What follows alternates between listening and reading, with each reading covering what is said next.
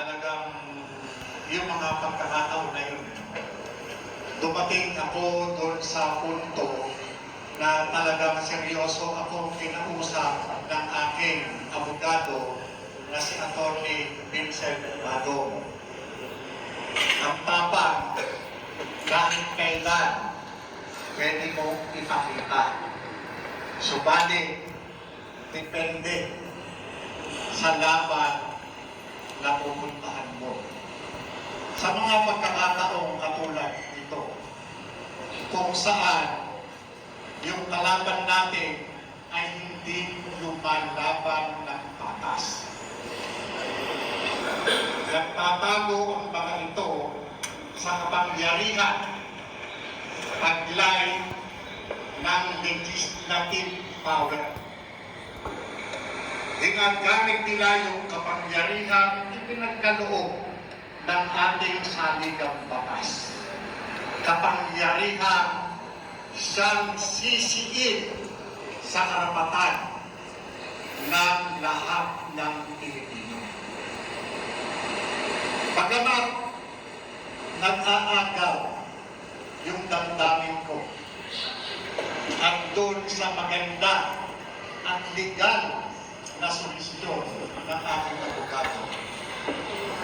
Lapat man sa kalooban ko, sinunod ko siya at ganon din ng konsensus ng karamihan sa mga kasama ko. Gusto ko talagang makaharap si Congressman Barbers, si Dan Fernandez, si Congressman Paduano, at iba pa. Umang palukat sa kanila, ginagawa niyo pa talaga yung mandato na pinagkaloob sa inyo ng taong bayan.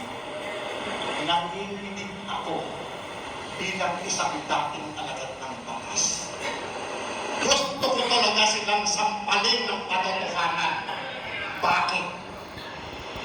May nabago ba sa buhay namin kaysa sa mga buhay ninyo ngayon? Saan galing yung mga ginagastos ninyo? Saan galing yung mga suot-suot ninyo?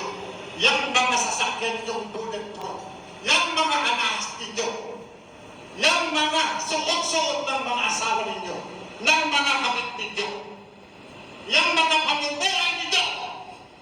Saan galing? Kami, ako, nagpapakamatay, nakikipagbarilan, umaharap sa bayan, umaharap sa pangalan para sa bayan. Kayo, anong ginagawa ninyo? Diba? Anong ginagawa ninyo? Ikukulong ninyo ako? Sige, walang problema sa akin yan. Pero, sisiguruhin ko, kakagagkan ko kayo at ilalagdag ko ang lahat ng katarantaduhan nyo sa sambayan ng Pilipino. Yan ang gusto ninyo, di ba? Ako lang at kaming mga vloggers ang kaya ninyo. Bakit hindi nyo imbestigahan si Bongbong Marcos? Bakit hindi nyo imbestigahan si Lisa Marcos? Puro kayo sindikato. Correct. Mga ipokreto kayo. Mafia. Sindikato. Nakakanilig kayo ng laman. Nakakanilig kayo talaga ng laman. Correct. Ako, umaaramin ako ng tao na nakapatay ko. Kaya nyo bang gawin yan para sa bayan? Nakakagigil nga talaga yung quad Alam nyo, ko. sa totoo lang, pagka nakikita ko yung ganito, yung kinakaya-kayanan ninyo, yung sambayan ng Pilipino na nagpapaswerte sa inyo, nanlilig ako. Nanlilig ako. Welcome to Crayola Creativity Week. Today's Ang hira creative naman ng challenges boses are opposite mo. pairs and dynamic ideas. Malayo ito sa pinanumpaan natin nung tumanggap tayo ng trabaho sa gobyerno.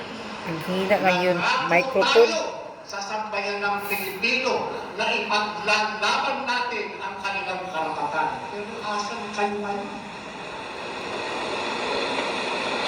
nasaan kayo ngayon? Kayo sana ang inaasahan namin na